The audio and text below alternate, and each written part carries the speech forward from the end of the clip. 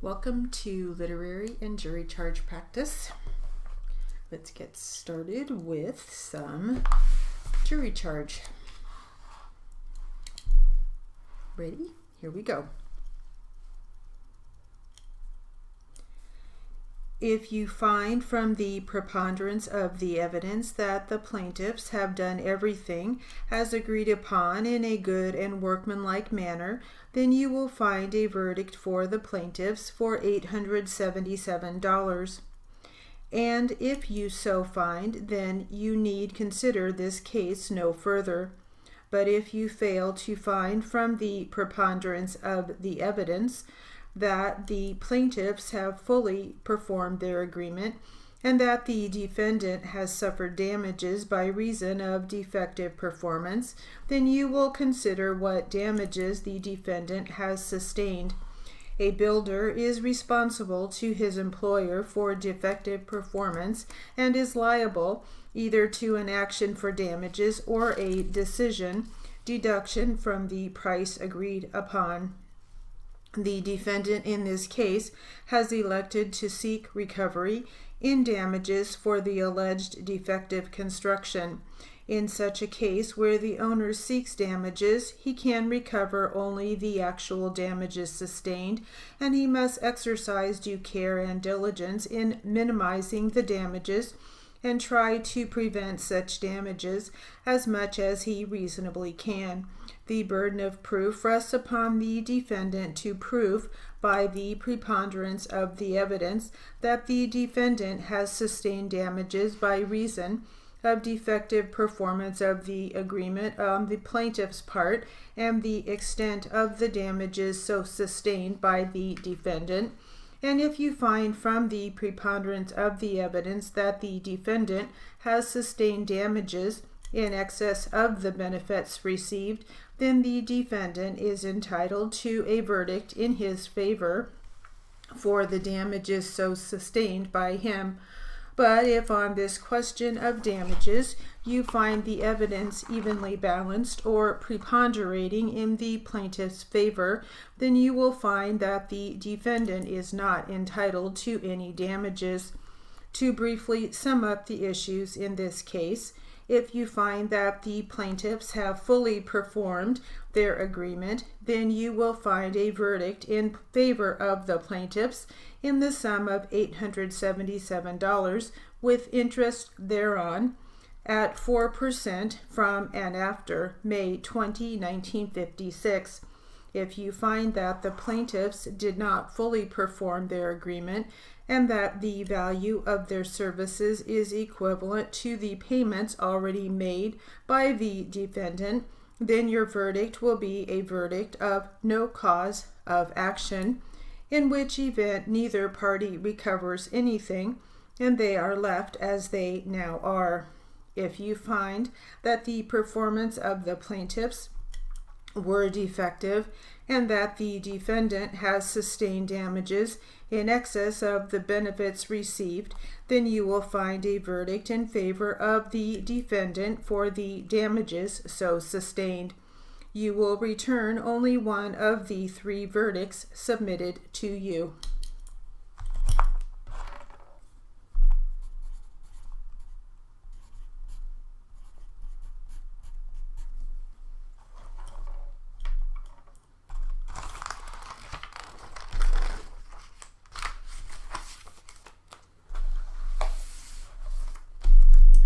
Excuse me.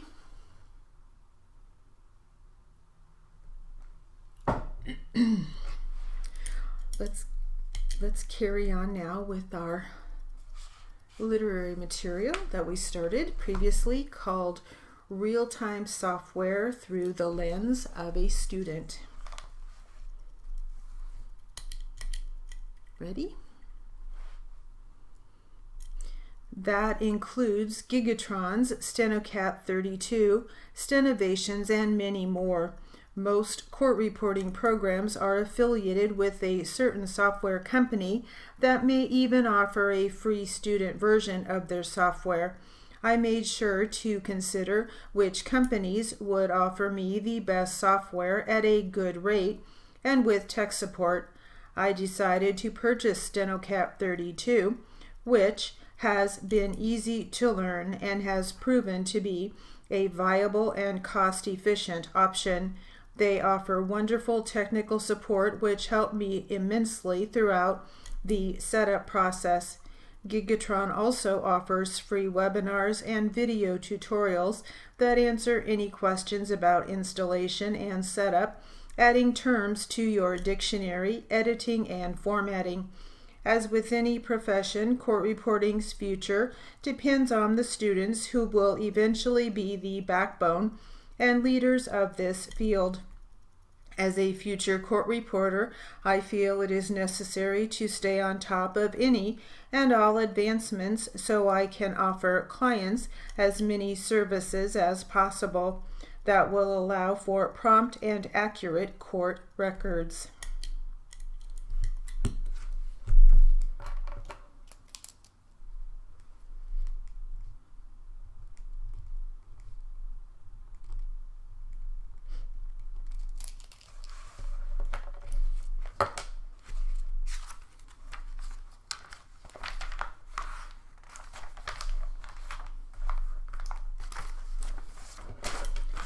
Do a little more literary here.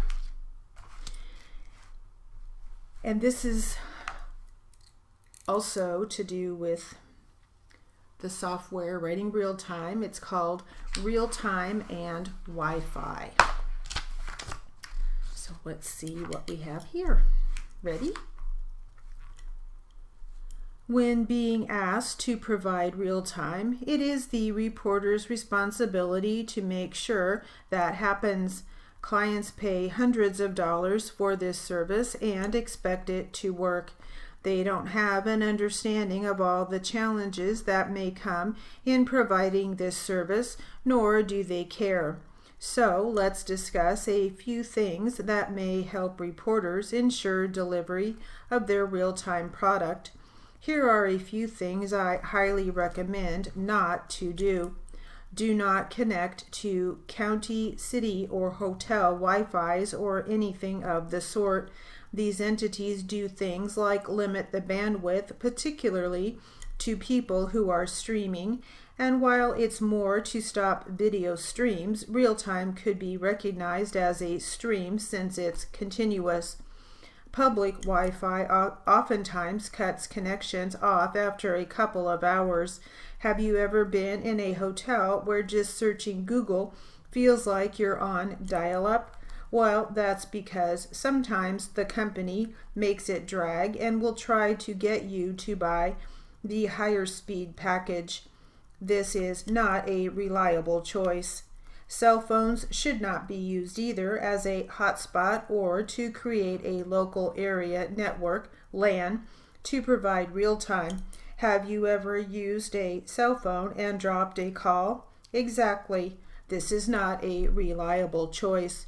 Should reporters need to provide RealTime over the internet and a hardwire connection is not possible, I highly recommend hotspots.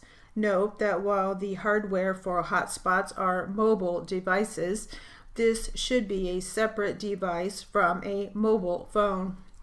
I have used the Verizon Mi-Fi for about 7 years and it has proven quite reliable.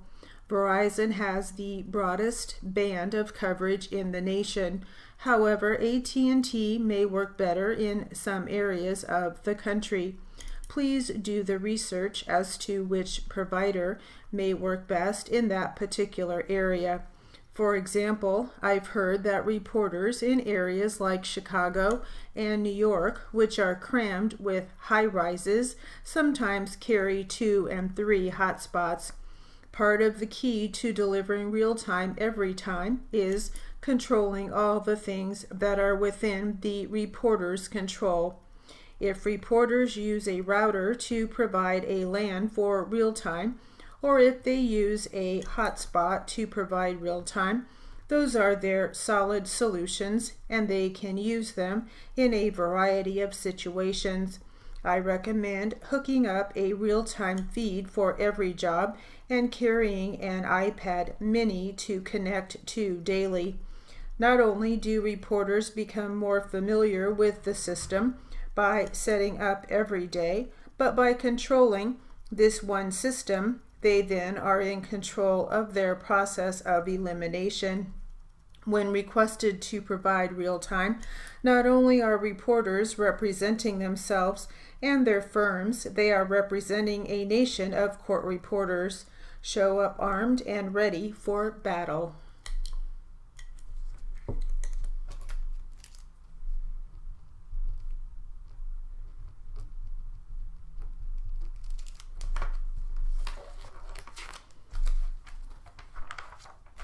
All right, back to some jury charge.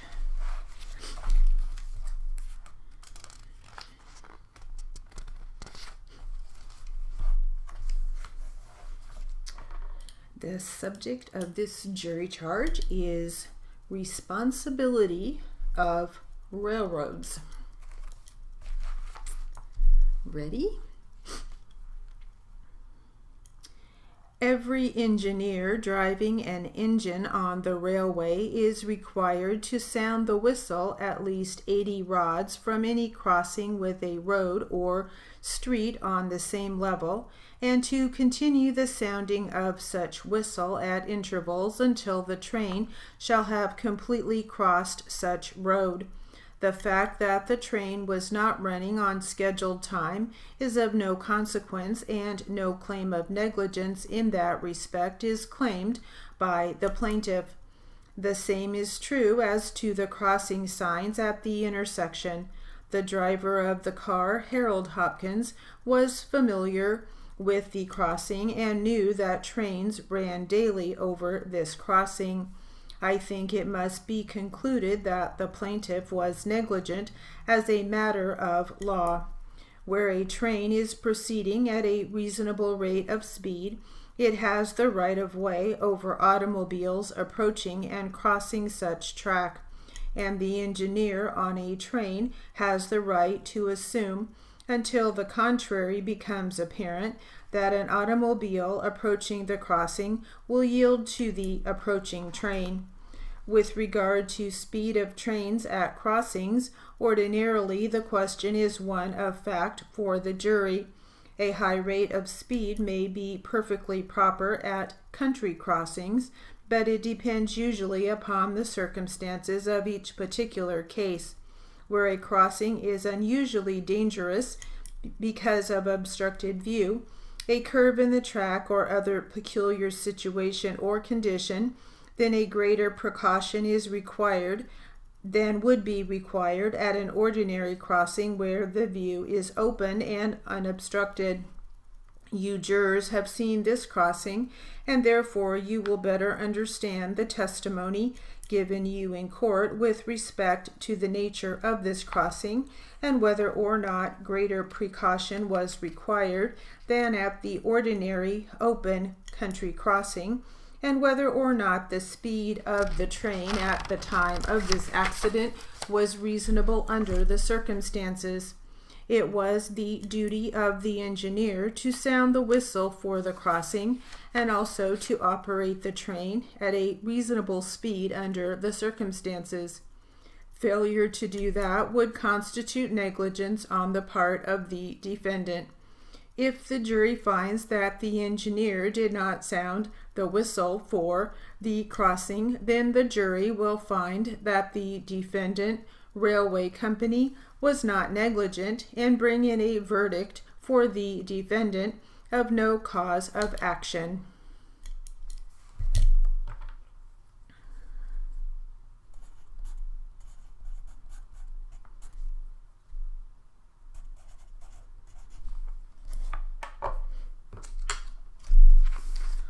Back to some literary. And this article is called Labor of Love. Ready? It says you should treat court reporting school as a full-time job. That's the bottom line. This was written by the NCRA Student Committee. Here we go.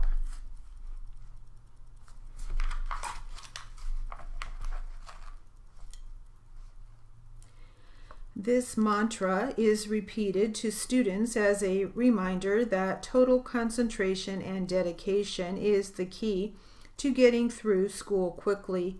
While this is a worthy endeavor, more often than not, students will have to consider working at some point while in school to make ends meet.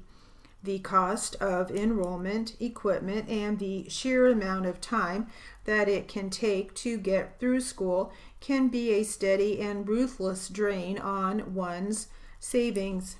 The decision to take on a job, however, isn't an easy one to make. A litany of pros and cons have to be weighed before taking the plunge. Will a job take precious time away from studying, only further prolonging your graduation date? Can a job give you a chance to put your current stenography skills to use and build a valuable network even before stepping into the working world? Or can even some seemingly unrelated jobs provide not only a blissful break away from studying, but also unique opportunities to hone other skills that will help you on the job? We asked students and working reporters about their experiences as working court reporting students and came back with a variety of stories that may surprise you. Jobs to jumpstart careers. When most students think about picking up side jobs while in school, they hope to find something that ties in closely with their future career goals. Luckily, court reporting and the legal field provide a wide variety of venues for students to jumpstart their careers before graduation. I am currently an employee at a local court reporting firm. I am in the production department and I produce and bind transcripts our reporters turn in. I absolutely love working there because it immerses me into the world of court reporting. I am getting to meet and make friends with reporters who are more than happy to let me sit in their depots and can't wait for me to finish school. I am learning so much from having access to those kinds of resources and being able to ask all of my questions. The connections I have made and continue to make are helping me as a student and will continue to help me when I become a working reporter. They are extremely flexible and love that I am a student. In fact, when they were hiring, they specifically asked for court reporting students. They are very understanding of my schedule and work with me when needed. Just recently, I had to do a semester of school synchronously from work, and they allowed me to use one of their conference rooms. I went to school for 2 hours and then came right back to work. They are very accommodating and extremely understanding. They can't wait for me to transition from an employee to a resource as a court reporter.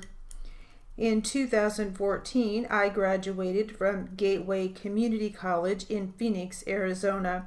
In addition to scoping, I work as a legal assistant. I started working as a legal assistant in a law firm the year I started court reporting school. I am currently working towards passing the last 2 legs of the RPR, and I still enjoy both my jobs. Working at a law firm has been a great experience for me, and I think it is a job that a court reporting student can really use to his or her benefit. I have learned so much about the legal field, and I have a better understanding of legal terms and processes. This job is a great way to use those punctuation and proofreading skills that are extremely important in this line of work. I also get the chance to meet attorneys and court reporters, and they are always supportive when finding out that I am working towards certification. I started off doing basic case filing at the firm. My duties now range from drafting correspondence and preparing discovery to case organization and even some light transcription. A task that is especially interesting for me is summarizing depositions. Besides noting these similarities and differences between each deposition, I am learning from examples on how reporters deal with tricky punctuation issues. I look forward to the day when I will be the certified reporter responsible for a transcript. Until then, I will continue to use this experience as an extension of court reporting school while cultivating my legal vocabulary and understanding of the legal industry. And that will conclude our literary and jury charge practice.